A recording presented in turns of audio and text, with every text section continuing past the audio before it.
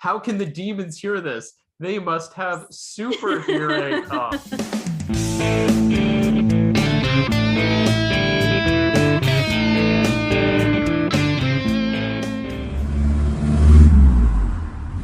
Hello, and welcome to Driver Picks the Podcast, the show where we talk about ghosts, road trips, and free will through every episode of the TV series Supernatural. Today, we are exploring Season 2, Episode 18, Hollywood Babylon, through the theme of enjoyment. I am Abigail, your host, and joining me today, I have a new host, my friend Ian. So welcome. Great to have you. Thank you so much.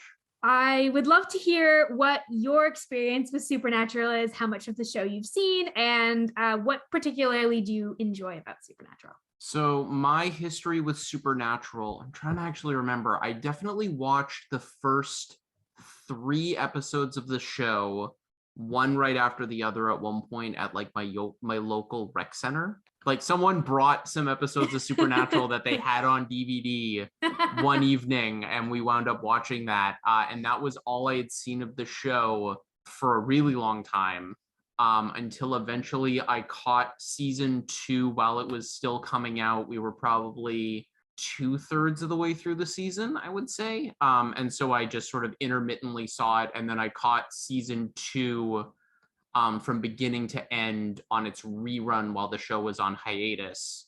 And then I saw season 1 because my family got me the DVDs of it. So I watched like part of season 2 and then the rest of season 2 and then all of season 1. And then beyond that, I watched it pretty solidly week to week from that point right up until sort of the midpoint of season 5. After the show had its sort of initial satisfying narrative arc and then kept going for another 11 years. So I sort of fell off after that point where it was, you know, they had an episode called Swan Song, yeah. And then it went for 11 more seasons. I do think that it did some cool things in those 11 years, but I also understand that. Yeah. That feeling. And so I've sort of gone off and on again. I wound up jumping back onto the show at one point a couple of years ago and watched seasons like 5 to like partway through season 8. And it was definitely a shift because that was the point where the show just kind of went like, yeah, let's try that. Or it's. Yes. And then they continued to be like, let's try that to whatever they felt like. Yeah. Some of it works. Some of it does not. That's what I've heard. As far as things that I really like about the show, I would say that I do like the main characters. Sam and Dean are very enjoyable, likable. The actors obviously have a ton of chemistry together. And then I also really enjoyed how at the time I was watching it, I was very much not in anything horror themed, but I was into like spooky stuff, but I wasn't into like big jump scares. And at that point, that was when the Saw franchise was real big and I was not a fan of gore. And so being able to watch something that it's very funny, that they later do a Scooby-Doo episode, yes. Because Scooby-Doo is sort of the poster child of spooky media. And so where it's, you know, scary like ghosts and zombies and demons and all that stuff, but not outside of a couple of episodes where they really lean into like, we are going to make this like a psychological scary episode. It is quite silly and fun. It's fun and goofy. It's lighthearted generally. The horror is often, it's more conceptual than actual horror. Yeah. Most of the bodily harm, if it isn't sort of directly in front of the camera or on one of the main cast, is much more implied than anything else, especially in this episode. It happens once or twice. Yeah, this episode's sort of meta on itself and on the show as a whole, which is one of the reasons I like this episode. It does some funky things. It's very impressive for season 2 for a show to already dive into the like, let's make fun of film production. Yeah. So yeah, I forget that they were doing that as early as season 2 because like I've thought a lot and talked a lot about some of the later episodes where they go really hard on the meta stuff, even in the like very, very late seasons. But this is like one of the early ones where they're a little bit self-aware. Okay. See, I'm just thinking like you're talking about the very late seasons because I haven't watched past about season 8. Yeah. But I have seen the episode where they literally get teleported to Vancouver and are playing their characters, but everyone thinks it's themselves. thinks it's the actors. Thinks it's it's the funny. actors. French mistake. Yeah, that'd be the episode. And I'm just like, how did they get more weird and self-referential than that one? Yeah, I mean, I don't know if it's more self-referential than that one, but it's maybe on par. Like it does some. They keep looking at the show in different angles, and Okay. The final couple of seasons have a couple of arcs that are very about the story in an interesting way. Anyway, we're not going to get there for like 6 years. So when we get there, we'll talk about it more explicitly. Yeah. Today we'll stick to season 2. We're going to move into our series recap, the road so far. I am going to recap the events of this season so far, what you've missed in 30 seconds. Ian, will you count me in and I will give a recap of season 2 so far? You got it. In 5, 4, 3, 2, 1, go. Okay, so at the beginning of this season, John dies, having traded his life for Dean's life in a deal with the yellow-eyed demon. And though it takes several episodes before the boys actually know that that's what happens, they realize it's a crossroads deal. Sam, they've been meeting a bunch of other special children with weird powers. There are some hunters also trying to kill these special children, including Sam, so they don't quote unquote go dark side. They are no closer to finding the yellow-eyed demon, and there is a lot of tension between the brothers as a result. Nice. We're most of the way through season 2, and that is the explanation of the plot. Yes. So Did we say it was a good explanation? No, it was an explanation. That brings us to this episode and to our 30-second recap of the episode. We're both going to take 30 seconds. We're going to recap Hollywood Babylon, season 2, episode 18. Can you count me in for this one now? absolutely. In 3, 2, 1, go. So they're on a film set, and this film set seems to be haunted, but it doesn't seem to be by just one ghost. It seems to be a whole bunch of ghosts. Dean becomes a PA and is very excited about it. Sam is very annoyed that they're not just, hunting the thing. And they find out that it's actually a really upset writer whose work has been tarnished by other writers. That's called working on a film set and working on a team, just so you know. But they are able to stop him from controlling these ghosts, and that is the episode. Yep, that's accurate. All right. Okay, are you ready? Sure. 3, 2, 1, go. Hellhaisers 2: The Reckoning is the sequel to Hellhaisers, the cult classic horror film, although not credited to the same original writer. At one point, a number of sexy teens find their way into a cabin and find a book in which they read a bunch of Latin, which we end up finding out is a legit necromantic ritual. And then you may also be wondering, why on earth can they hear this Latin while they're reading? The answer is very simple, that they have super hearing. Because of course they have super hearing. There are a lot of explainers, but all in all, it is superior to the first, but inferior to the third. Amazing. Oh, yeah. They have super hearing. Honestly, the fact that they come back to that more than once is very funny. Yeah. It's one of those things where I'm like, did you write that line because you were being aware of the fact that you do this a lot in Supernatural when you want to explain a monster? Or were you, I'm not sure if it's funnier if they knew what they were doing and that they were making fun of themselves, because they will not get better at that. They will be doing bad explainers for another 11 seasons, 14 seasons, 13 seasons after this. It just keeps on going. It just keeps on going. Okay. It is now time to discuss this episode through our chosen theme. This week, our theme is enjoyment, which I thought worked really well. Is there any particular place that you want to start with the episode? I mean, I initially want to start out with Dean's sort of love of schlocky horror movies. Yes. I really enjoy hanging out with a bunch of friends and watching a movie that we know is going to be terrible, and like people will give it bad reviews for having like incoherent writing and inferior world building, and it's like, I just want to watch a bunch of goofy, ridiculous set pieces with a bunch of really off the wall characters. And I think that Dean being able to like throw out, I love all of the fake movies they bring up in this episode, where it's like from the producers of Monster Truck, which I think is just a shot. I think it's the same truck from the first season. Yes, it's a shot from Route 666. Yeah. Yeah. And so, there's 2 different shots that are from earlier episodes. Yeah, I thought that was the case. But yeah, just the love of the really sort of schlocky, out there, very low budget horror and thriller movies that were really big in the early 2000s. Yeah. man, this episode was early 2000s all over the place. In so many ways. Yeah. Every ways. And along those lines, I really like when the show lets Dean like lean into that enjoyment. And this episode is one of the first ones where we really get to see just like how much of a giant weird nerd that he is and how much joy he takes in it. And it's so interesting because like Sam and Dean have such different reactions to this kind of horror trope in, you know, like Dean has been like, okay, we hunt monsters. We hunt real actual monsters. So I think it's really funny to watch bad monster movies, and I get a lot of joy out of bad monster movies. And Sam is like, we hunt monsters for a living.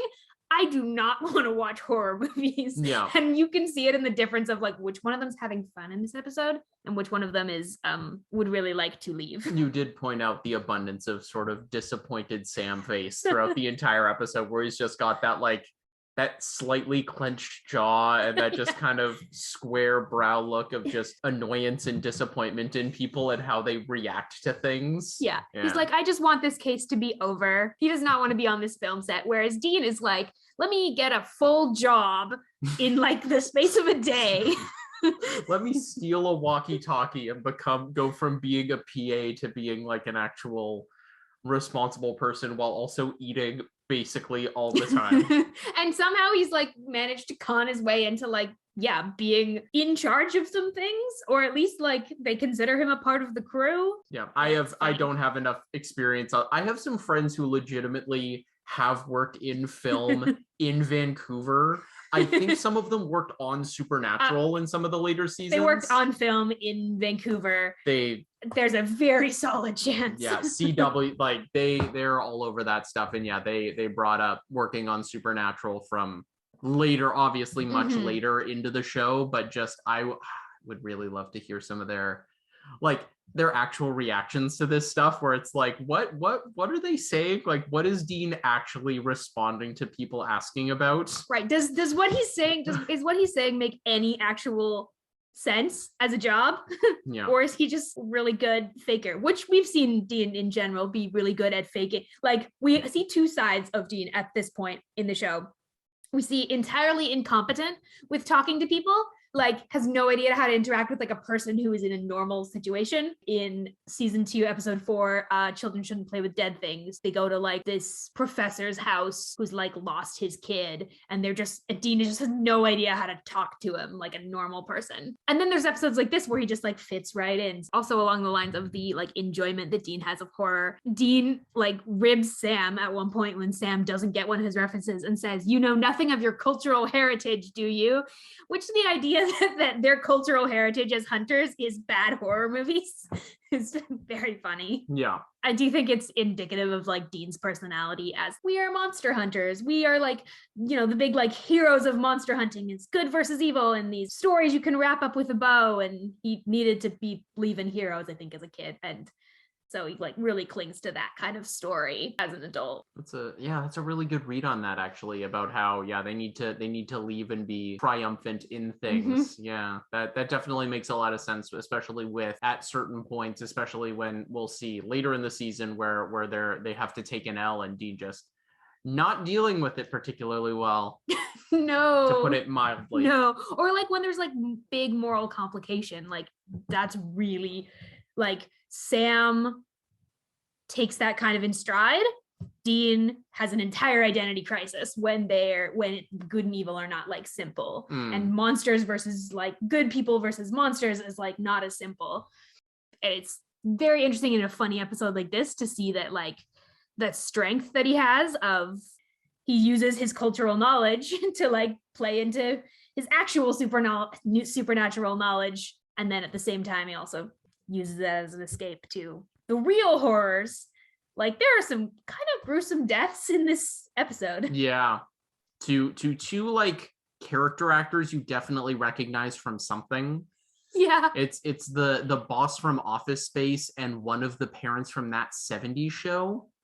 Oh, that's where I recognized him. Yeah, he's Mila Kunis's dad, I think, in That 70s Show. Yeah, because I couldn't place him, but I knew him.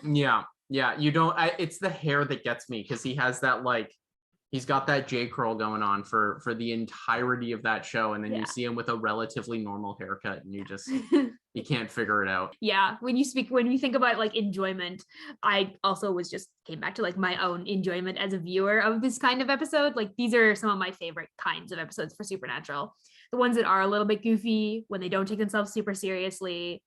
There's still some like fun thematic stuff, but overall it's like it's fun. Yeah, it is one of the episodes that you can sort of you could slot it into basically anywhere else in the season. There's definitely those episodes where it'll usually be somewhere at the beginning, one or two in the middle, and then the last two episodes of each season, where you have anywhere from like 10 to 14 episodes that you could literally put on shuffle, and outside of maybe a couple little character interactions and certain characters being in certain spots, they can literally go wherever they want to. Yeah, it's true. The only reference to earlier events in this episode is at the very beginning when Dean says to Sam, after all that stuff with Madison, I thought you needed a break. Yeah. And that's a reference to the previous episode, which was a very heavy episode. And like Supernatural, I'm never sure if I think this is like a strength or a weakness of the show, its ability to like give you emotional like whiplash between episodes. Because like Heart, the previous episode, is a gut-wrenching episode. It's really hard to watch Sam confronting like a werewolf that it doesn't want to be bad and doesn't want to hurt people, and then like having to kill her. And then we get this episode where it's like the most emotional range we get from Sam is like mild annoyance. We go from literal old yeller to Gilmore Girls jokes. So yeah. Yes. Oh, the jokes in this episode. We're gonna have a lot to say about pop culture when we get there. Oh yes. So this episode is very enjoyable for Dean. This hunt is clearly very enjoyable for Dean. It's not for Sam. That is the biggest contrast with that theme that I really saw. I mean, I think the actor playing the director was having a really good time, because he was just like, yes, I get to play the biggest douche I have ever been able to play in my career. I believe unnamed. Like I could not, I rarely remember the names of single episode characters, but he's just this director who has to give this rousing speech of like, yeah, 2 people on this production just died, but we're going to make Hellraisers 2, The Reckoning, the best movie ever. In their memory. You're like, yeah. What? Oh. Yes, that honestly, playing any one of the like big wigs on this episode would be super enjoyable, because they're all assholes. All of these characters are assholes. They're not nice to anyone. They're not nice to the actors. They're not nice to the crew. Not funny in real life, but in an episode like this, it is very funny. They also pretty much all get some consequences for being douches. Gary Cole, there it is. It took me a second to find him. Gary Cole is the producer. He's the boss from Office Space, and him just getting to be, again, that the guy, the super hearing line that we will reference probably a dozen times over the course of this recording, is his bit of just being this studio exec with absolutely no idea what is going on. No. And needing to give out advice about like, let's make the horror movie brighter and more colorful. He's like, that'll make it more enjoyable to the viewers if they can see it better. It's more colorful. Yeah. And he gets to again rock the ever joyous early 2000s Bluetooth earpiece. Oh yeah, and then it gets to dramatically fall after his death, which is just like they spent that's a long shot on the Bluetooth. Yeah, very 2006 of them, which, there's a number of very 2006 things in this episode, including Sam's phone. Yeah, Motorola something or other. Yeah, just it's always interesting seeing shows like this before the invention of smartphones, or like right when smartphones were on the cusp of being a thing, when cell phones were a little bit more of just like, not even a novelty, but there were only certain people who would have cell phones. And it was even fancier if they had a camera on it, because you would like, at that point, your phone was a phone. You had it for the purpose of communicating with one another, and not, dozens of apps and various other things. New media was not a thing, to call back to this episode as well, where somebody's talking about creating buzz on new media. And you're like, wait a minute. What are you referring to? What is that? Did we have Facebook at this point? This is 2006. I think this is right before Facebook. Right before this might have or been like right when Facebook is maybe starting. in colleges. Yeah. So they're talking about like message boards. Like MySpace. Oh god, yeah. Get on they those. want to create some buzz on MySpace. They want to create some buzz for on MySpace. Hellraiser too. Oh geez. Oh, MySpace. I never had MySpace. My parents would not let me get MySpace. Yeah, I also didn't have MySpace for that reason. Yeah. I wanted MySpace, but I did not have it. No MSN Messenger. I blame my social status rapidly declining in middle school. My parents not letting me get MSN Messenger, so I wasn't able to chat with my friends as much as I would like. Yeah, I think it's really funny. The line when late in the episodes when Sam has been sitting watching 6 hours worth of dailies. Like Sam is sitting on the couch in the exact positioning that I would be sitting on the couch if I had watched 6 hours of like the same terrible takes of this terrible movie to try and see if I can see a ghost. Because like that's not like casual watching. That's not like the TV's on and I can only half pay attention. That's like he is staring intently at 6 hours of this. He's not having a good time. And then he makes this comment, which is a very Sam sort of comment. He goes, the ghosts shut down this movie because they think it sucks, because it kind of does. I like when Sam's a bit petulant and just grouchy. It's enjoyable for me as a viewer when Sam's grouchy about something entirely inconsequential, because Sam, especially in later seasons, becomes more sad and like tragic. So like when Sam gets to just be grumpy about something stupid. Yeah, he's the smart one. He's the smart bro. He's the one on the laptop all the time. I did not see a Sam laptop in the scene. I expected to see a Sam laptop. That is true. There's no Sam laptop in this movie. He pulls out like a printout of a news thing. Yeah, that's actually really interesting because we usually do see him on his laptop. And so like his laptop was destroyed at the beginning of season 2, which is when we get the really tragic scene of Sam pulling his laptop and pulling off the entire front of his laptop when they're standing over the busted up Impala in episode 1. But I'm pretty sure we have seen him use a laptop since, so he has replaced it, presumably. Okay. But he doesn't use it in this episode. There was no laptop and no Impala. Yeah, this is actually, I did note this. This is the very first episode that does not feature the Impala in any shot. Wow. The very first episode. Huh. Yeah. Jeez. Almost 2 full seasons in, the Impala has been in every episode. Yeah, it's the most important character. It is. That's Daniel, my partner. That's my partner's theory, is that the Impala is really the crux of it all. And so I've told him he has to be on a couple of episodes. Okay. When we get to the ones where it, Yeah, you better have him on for Swan Song. That's the idea. Yeah, get him on just Swan Song and then mostly just that one. Yeah. There's an episode in season 11 that is filmed entirely from the perspective of the car. Like the interior shot of the car? Yeah, the entire episode is filmed like from the it's a really cool like cinematography in that episode is really cool. Okay, cool. It's a fun episode. I do know at one point Sam gets turned into the car. It's pretty brief. Does the car ever turn into a person? No, and I think it's one of the great travesties that we didn't get to see the Impala as a person. Okay, I've definitely seen several cosplayers who have dressed as the car. Yes. And those are always really good. It's just like a big black leather jacket with like either a t-shirt or a belt buckle with the license plate. Yeah. Honestly, I think I think maybe the reason they didn't do it is because if they had done that, I think Dean would have internally combusted and it would have been a problem. They would have wanted to put scenes in the show that they would not have been allowed to put in the show. So oh geez. Yeah, that's for fan fiction. Yeah. Oh, yeah. And there is fan fiction. Of course. No, there's fan fiction of it. There's fan fiction where the car's still a car. Yeah. We're gonna move on.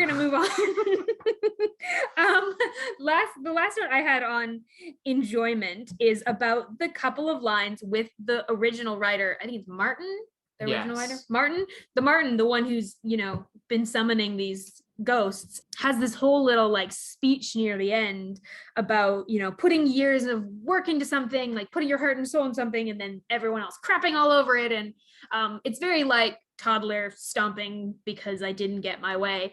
If you want to not have many people involved in your work, have you considered writing a book? You will still have people involved in your work, but you have a little more creative freedom than a movie. just a thought for Martin.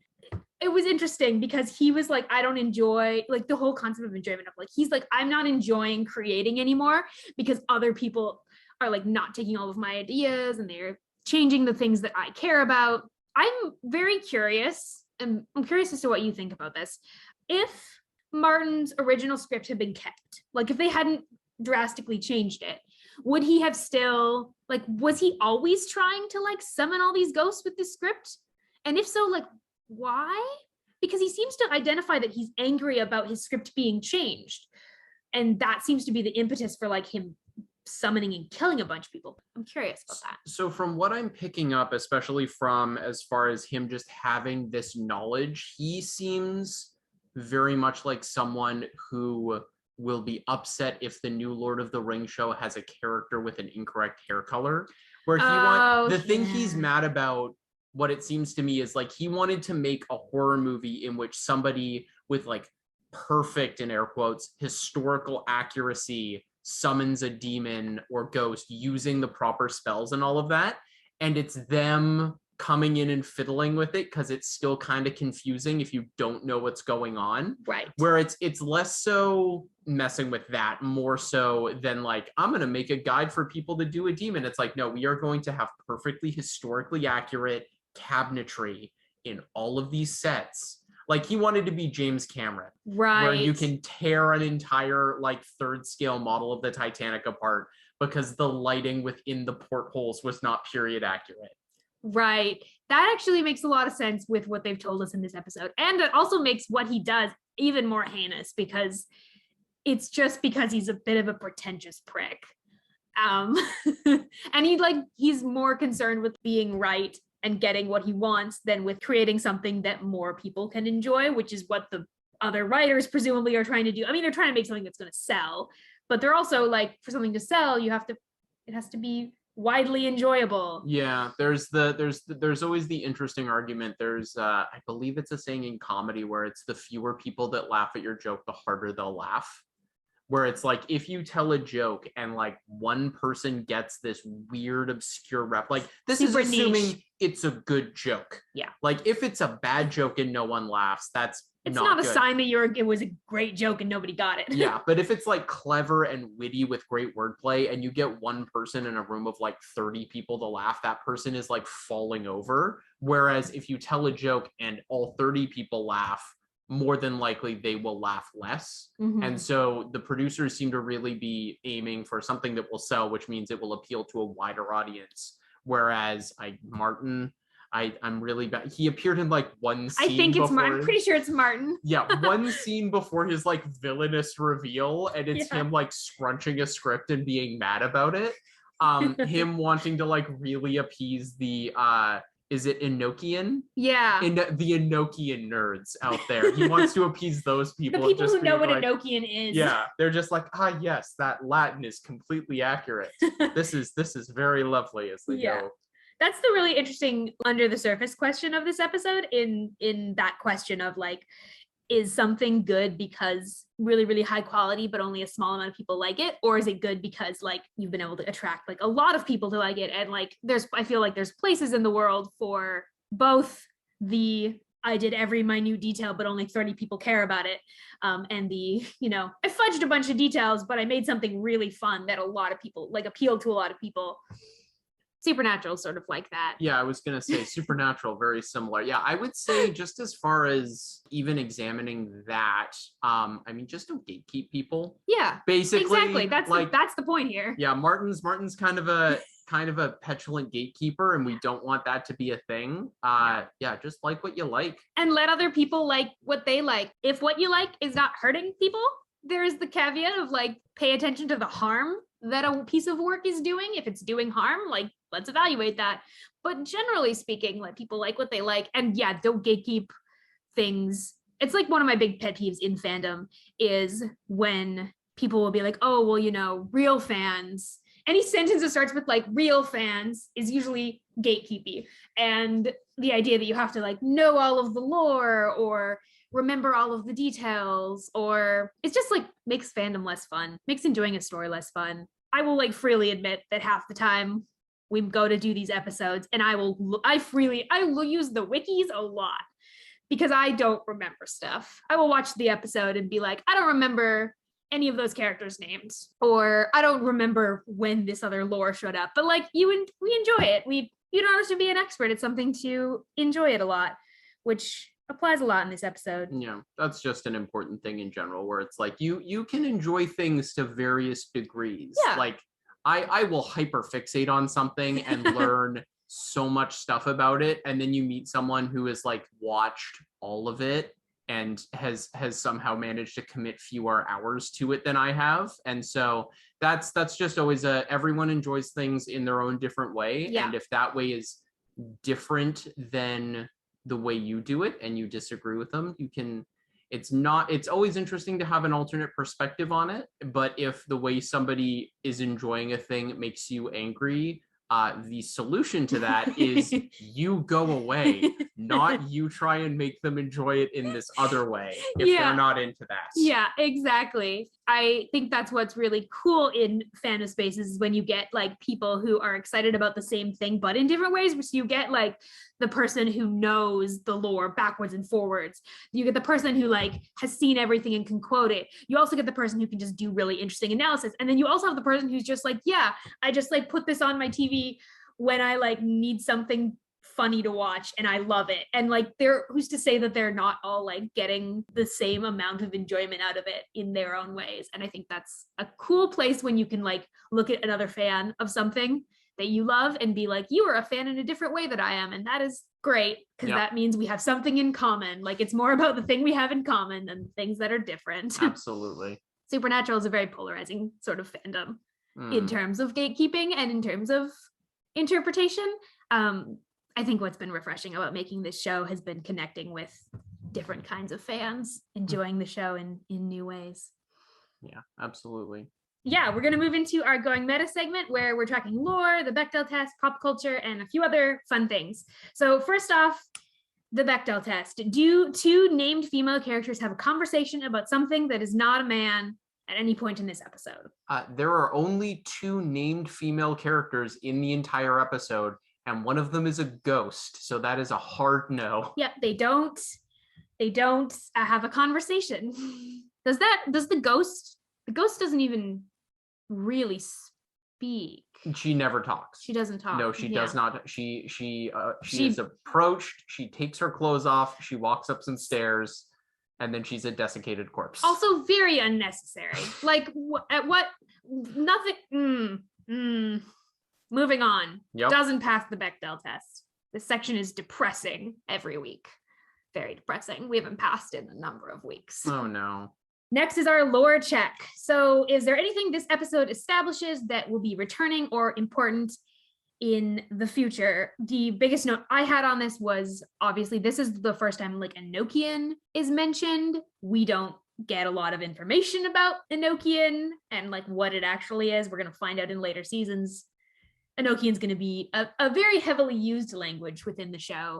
If I'm remembering correctly, it's usually one of those like hand wavy. It's like if they need it to be an ancient language or an ancient ritual, they lean on Enochian. Yeah, well, and it's the spoiler alert here. It's the angels. That's the language they use, heavenly language. So that's the origin of Cass telling a bad joke and then being like, well, it was funnier in Enochian. Yeah, but this is the first time. Is there anything else like lore wise? Is this the first time they ever have ghosts appearing on camera? Like I know they normally use the EMF readers, but is this the first instance of them they see ghosts in pictures, but I'm not sure if they've done it on film before? Yeah, so we had in season 1, we had Hell House with the ghost facers, and they're attempting to catch ghosts on camera. So that's I think the closest we've gotten. I don't actually remember off the top of my head if in that episode they actually show us a ghost that's been caught on camera.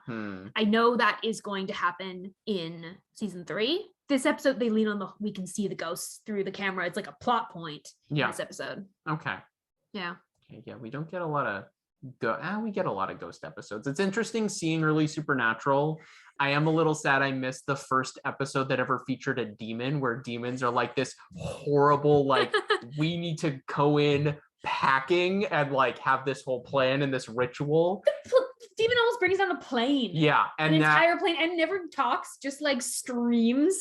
Yeah, and then in season 4, they're just like, we're being attacked by demons in this building with locked doors and shotguns, and that's the extent of it. Oh, and demons become less and less intimidating and more just like mundane as the years go on. It's very interesting looking at how the demons and the interesting relationships they have with demons in like season 13, because you're like, we have come a long way. Yeah. Okay. But ghosts in these other than that, this is pretty consistent lore in terms of ghosts. Doesn't work really very much differently. It's one of the earlier times that we've had like someone summoning and like controlling a ghost, as opposed to the ghost working of its own accord. Usually it's been ghosts working of their own accord because they're not at rest. Whereas this one, like, he's summoned these ghosts, which makes me also wonder, like, these ghosts just kind of peacefully chilling until he summoned them? Seems like it. It is weird because the first ghost that they encounter has remains, but the second one is cremated. Which makes a weird inconsistency of like, where is this one of the weird things that they wind up lining into later, where it's like, oh, this person's remains are spread out across a thing, and so there's like a little bit of them still around. Yeah, or like it's in, sometimes they establish later on, I don't think they've established it yet, that remains can sometimes be in like a favorite or important object to the person. So like in a locket, or like, in something that was important to that person. And it doesn't even necessarily always have to be like biological remains. Okay. It usually is, but I don't think we've established that fully yet, which is a weird inconsistency in this episode of like, they don't ever explain it. We'll go right into our next section, which is our lost canon jar. So this is for things that they don't follow up on ever again in the show, that they've teased and haven't followed up on. The ghosts being caught on film is going to kind of come in and out. There's not a lot of clear information about it. I am trying to think of another time when ghosts could only be seen, when ghosts had the ability to like hide themselves but could be seen on camera. And I'm personally struggling to come up with another instance of that in the show. Yeah, if I'm remembering correctly, most of the views when it comes to ghosts up to this point have been mostly just like teleporting, essentially. Like there's very little like full-on invisibility outside of like the poltergeist, where it's just moving stuff around, and very little like you see like the ghost turn invisible and then biff someone, whereas normally it would be the ghost is there, they disappear, they're behind the person, and then they do whatever their thematic ghost thing is. Yeah, the order is usually appear, then something happens, as opposed to in this episode where, and I don't think that's going to be super consistent. It's a little bit of a lost canon piece there. Mm-hmm. Not anything super major though, honestly. It's interesting that they don't really attempt to put any of these spirits to rest. Other than the original one. Like they kind of are just like, well, they're not being controlled anymore, and they got their revenge on Martin. So I guess we'll just let them do that. Presumably they've gone back to their, we'll just like hand wave them, be like, they're presumably okay. We see two ghosts they don't even look into at all, that are just there so that the prosthetics team can flex. This is in another example. I think we need a new section called Irresponsible Hunter Strategies, where we talk about jobs they just don't finish. Because I'm also thinking about a few episodes ago in Playthings, very similarly at the end of that episode, those aren't like they let the two girls, the old woman and her sister, they leave their ghosts to hang out in a house that's going to be demolished, and then they just leave. They just like are like, well, they're happy with each other. They're not murdering anyone yet, but they their were. House is going to get demolished. Oh, geez. Usually the Winchesters are decently good hunters. They're better hunters than John was, but they leave some loose ends sometimes. We're going to move to the fun stuff. We are going to do pop culture. This is a pop culture episode. I mean, if we really start from the top, they have the most, my two personal favorites, which are the Gilmore Girls one. It's my favorite reference in this episode. Yeah, the Gilmore Girls one and the weather joke as well. because it's just like it is both very fun because I remember right around the time Supernatural came out where everyone was making jokes about how there is a character named Dean acting next to a character named Sam who was Dean in Gilmore Girls. Like, yeah, it's pretty funny. It's pretty funny. And it's the camera on Jared in that moment it's a subtle acting choice of what he does with his face, but it's very satisfying. He looks so nervous. He's just like, wait, no, I need to, what will I do? What if I meet myself? I was like, why did you play it nervous? There was no need for that, but it's very funny. Yeah. There's also a reference immediately after that to the Lois and Clark TV series. And when I was looking at like the wikis for this episode, they were pointing out that might be a covert reference to Jensen Ackles being on Smallville, which is also a Superman show, but Smallville was still filming during this episode, and so they may not have been able to make an explicit reference, and this may be their roundabout way of still referencing Superman, still referencing an early project, like an equivalent project to, Jared's role on Gilmore Girls. Okay. Which, regardless of whether or not it's an intentional reference, it's also, I think it's just really funny that they decided to take a tour. Dean wanted to take a tour very clearly. Yeah. They're on this cart and Dean's like leaning over to like this preteen next to him and being like, you know what? And giving him just popcorn. Being a big nerd. Yeah. To this one preteen that's just like sitting there because he got dragged there with his family. And is like, I don't want to be here. Yeah. Eating something. The one instance Dean isn't eating something. Yeah, this whole episode. It's the one scene. Dean thinks that he sees Matt Damon, which is funny. It's also a reference to Good Will Hunting, because Dean replies that because this person is sweeping, and Dean replies that he's probably doing research for a new role. It's a very specific reference to Good Will Hunting.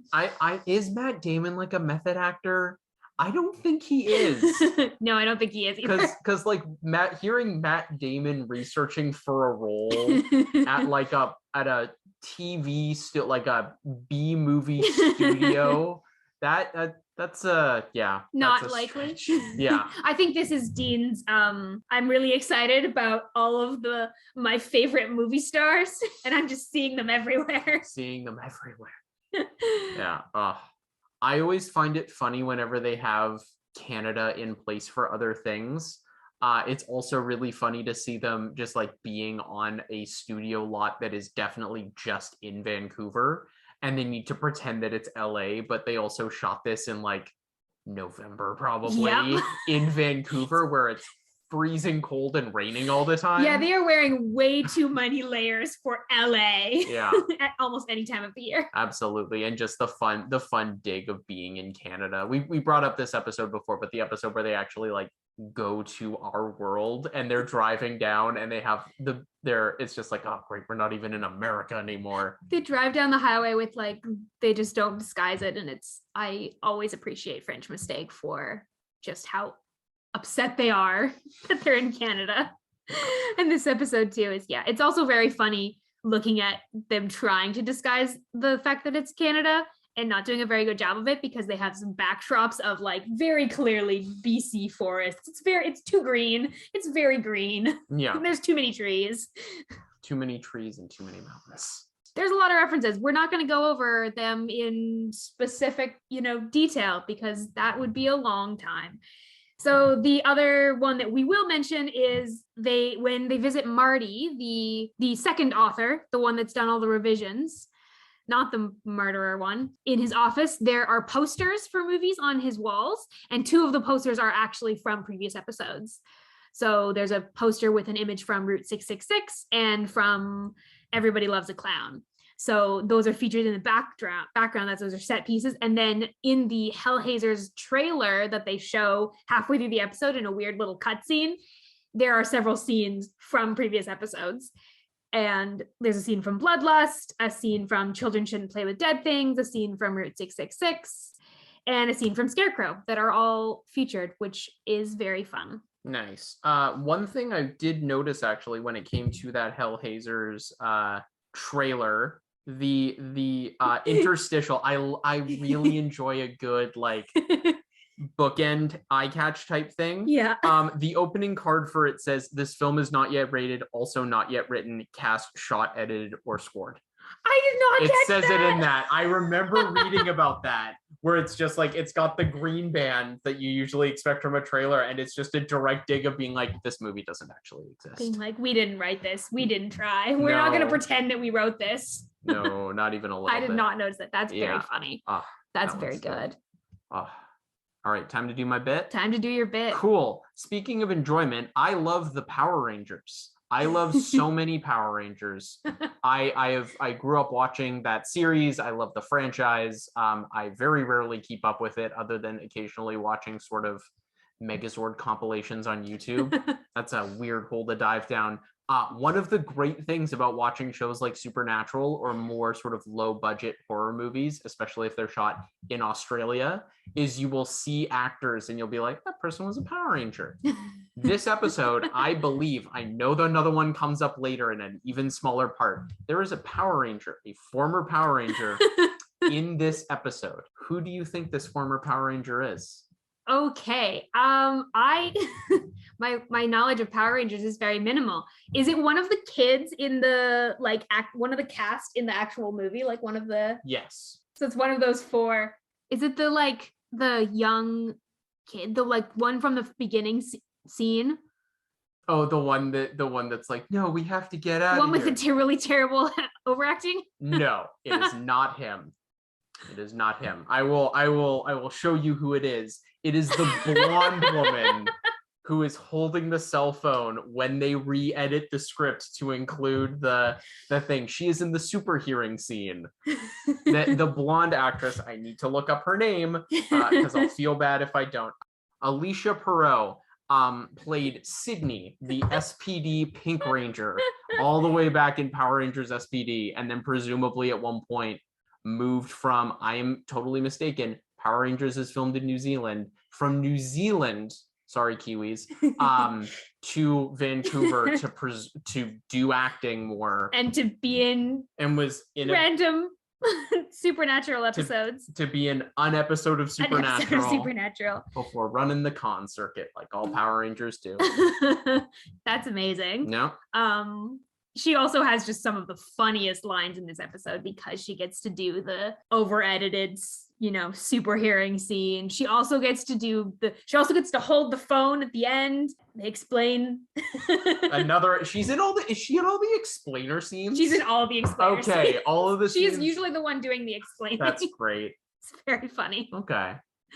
Yeah, it's a good reference. The one other pop culture one that I'll mention, there's a whole bunch more, but the one other one that I will mention is that Dean mimics a line from Die Hard when they duck into the indoor part of the set when they're being chased. Dean puts on a little bit of a voice, and I don't remember what the line is, but it's him mimicking a Bruce Willis line from Die Hard. Okay. Dean's a huge nerd. We've established that very well in this episode. If you've never seen an episode of Supernatural before, you would. It's funny. I always find it really funny when people talk about the show and they're like, yes, Sam is the nerd. And I'm like, have you watched Dean in any episode where there's anything vaguely pop culture related? He leans into it more and more as the seasons go on. And it's one of my favorite arcs for his character is from a little bit embarrassed about how much he is a nerd to full on cosplay in later seasons. Yeah, if you've just started watching this show, you're like, yes, Sam is the stoic, intelligent one, and Dean is the burly man, the serious, just the grittiest voice all the time. He just sounds like he gargles with gravel. Yeah, it's funny hearing Jensen talk about the fact that he that voice was an intentional choice, especially in the early seasons, because he was Dean's trying to sound like his dad. He's trying to sound tough. So he's playing up this voice so that he'll sound really tough. And then as he gets old, and then as Jensen actually got older, the voice kind of evolved, and it's So Jensen's voice is a Jeffrey Dean Morgan impression? I think so. Okay, that's fun. I didn't actually know that. That's very It's something he said at a con once that was why he decided to go with that, especially I think particularly in season 1 when Jensen was actually still pretty young and his voice wasn't actually that deep on its own. Yeah. So our last part of going meta is our gaydar. So any interesting explorations of gender or sexuality in this episode, whether they are explicit or indirect. It's very funny to me. Dean has a lot of moments where he's very excited about a bunch of different male actors. And it's like, is this a nerd thing? Is this a crush thing? Is this a hero worship thing? I think it's a combination of any and all of those. Yeah.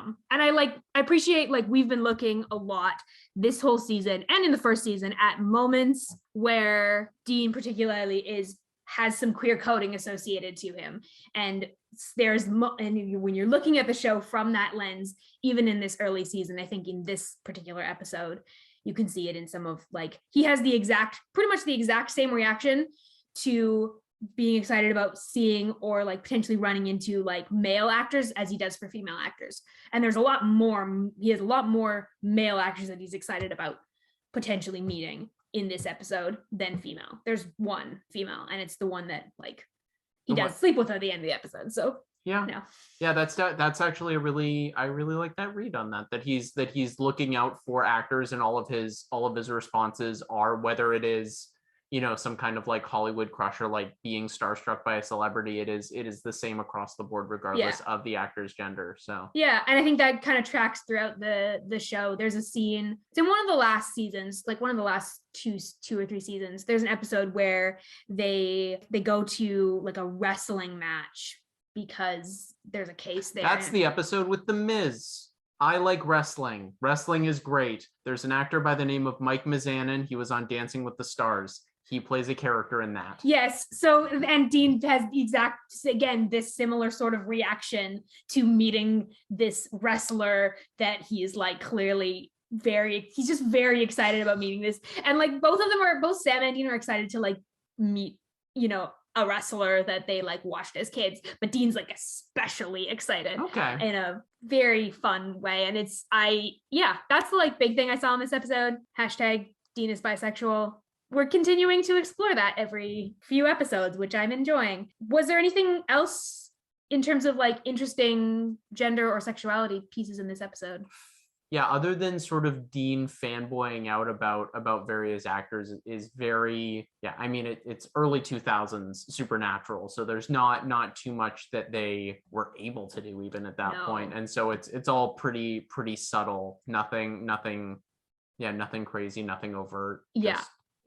Even the fact that like the end of the episode when Dean comes out of the trailer, it's all very just implied. And like up to this point, we have had only 2 actual scenes where we've gotten any sort of like them really showing anything close to sexual content beyond a kiss. It's only happened twice so far. That's about it.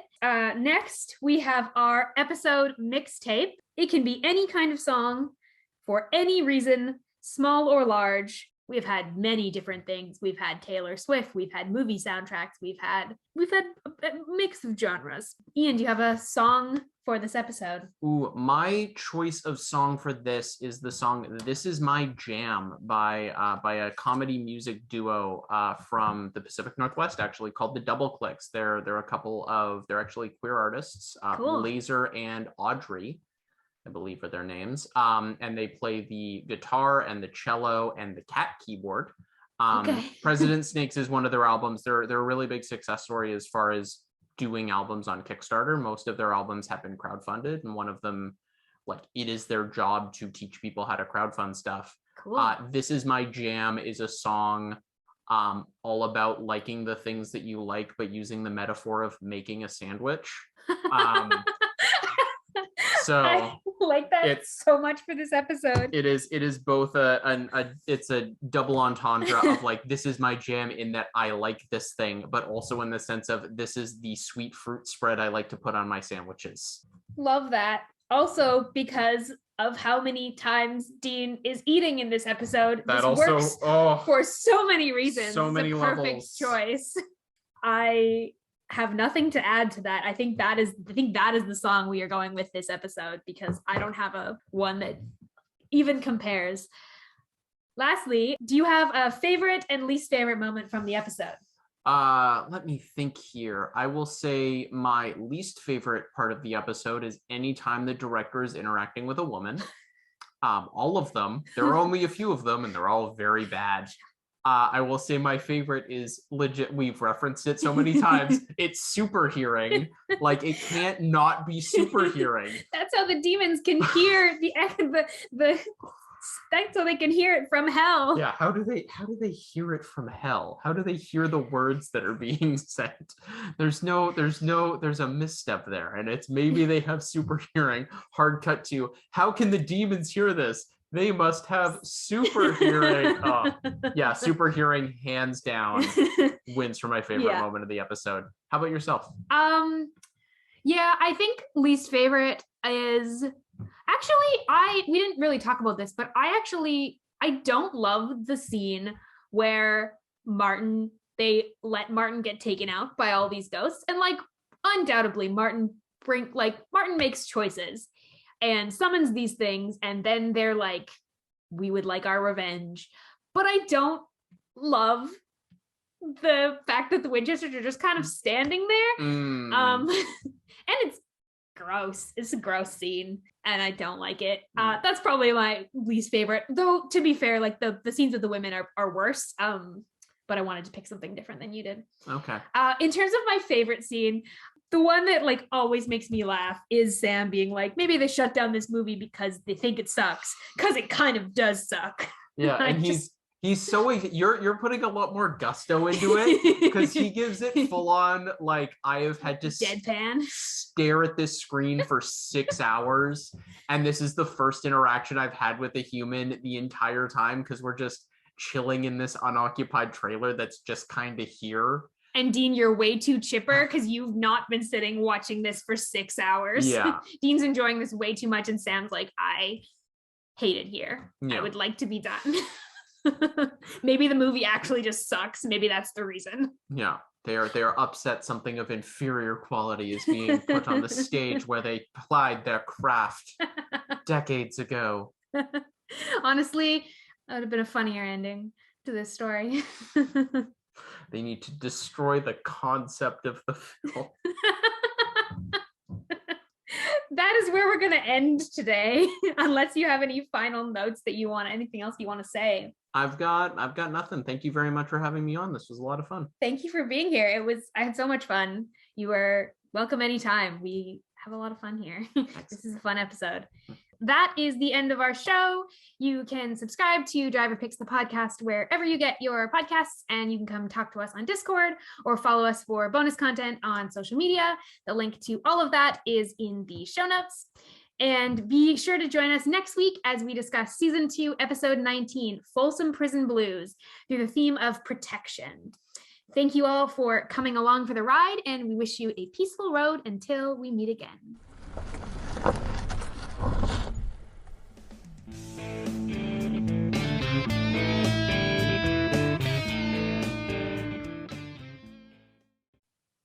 I